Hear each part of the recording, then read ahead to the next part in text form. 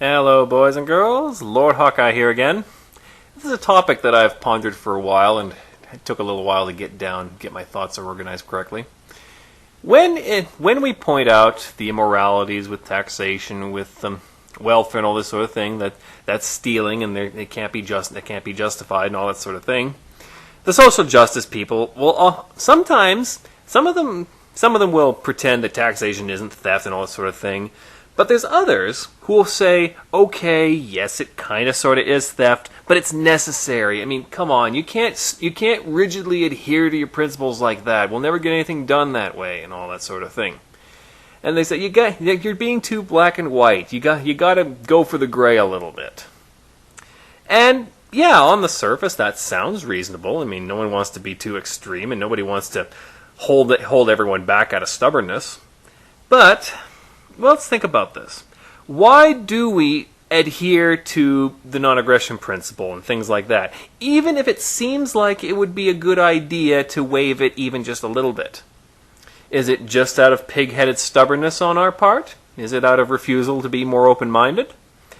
Or maybe it's because we're seeing something you're not.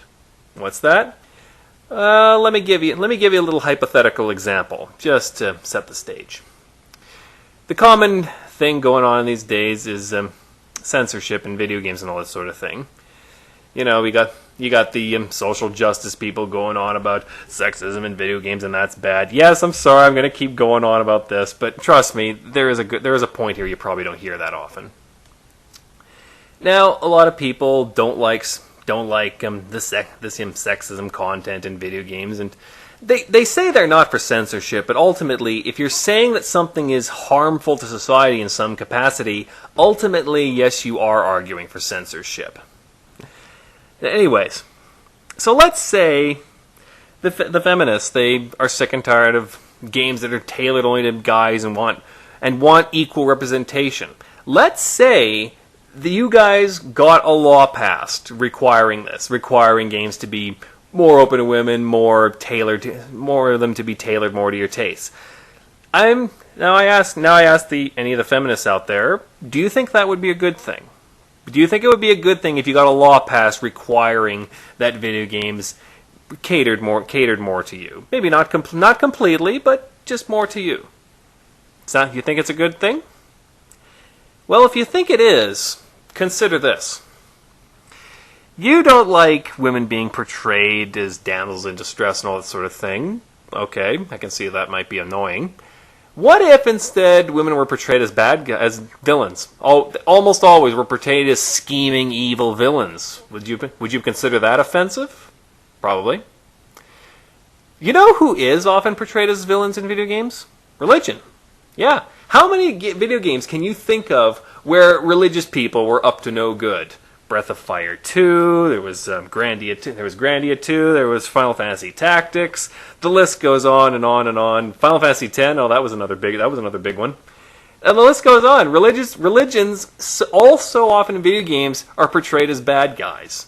Now I ask you, let's say some big time religious group out there got offended at that. And they said, that's not fair, you're misrepresenting a religion. We want more video games tailored more to represent us better. We want video games saying Christianity is awesome, or they wanted video games saying that abortion was evil. Ooh. Or they wanted religion saying that sex outside of marriage was wrong and all that sort of thing. And let's say if they started demanding that they get a law passed requiring video games to be more to their tastes, to the feminists out there, I ask you, on what grounds would you oppose that? On what grounds? You already set the precedent. Tell a big enough sob story and you can get an industry changed to suit your tastes. So if you get that argument, guess what? The religious get it too. And so does anybody with an agenda. And this is the problem that the social justice people don't seem to understand. When you initiate the use of force to get your way, you say it's only for this one little thing. I mean, come on. When you do that, after you've done the deed, the weapon you used to do it is still in the room. Anybody with an agenda can walk in, pick it up, and use it with just as much moral authority as you had. You see what I mean? And let's see. And you see this happen. And you see this happen. And you see this happen in real life a lot. Like people. I understand the people who support welfare. I do understand where you're coming from. I know you may think otherwise, but I know how tempting it is to see people who are rich and to see people who are poor, and to go, "Oh, I know stealing is wrong, but we just take a little bit from these people and give it to the poor. It's not that much to them. Come on." I know how tempting it is to think it's that simple, but it isn't. You need to understand something. In order to do that, somebody needs to be given permission to take money from people, by force if necessary. And that's really appealing to certain people. You know who? Very bad people. You see, after you use the government to take from the rich and give to the poor, guess what? Rich people notice. And you know what? And you know what else? Rich people, they tend to be way better at telling sob stories than you are.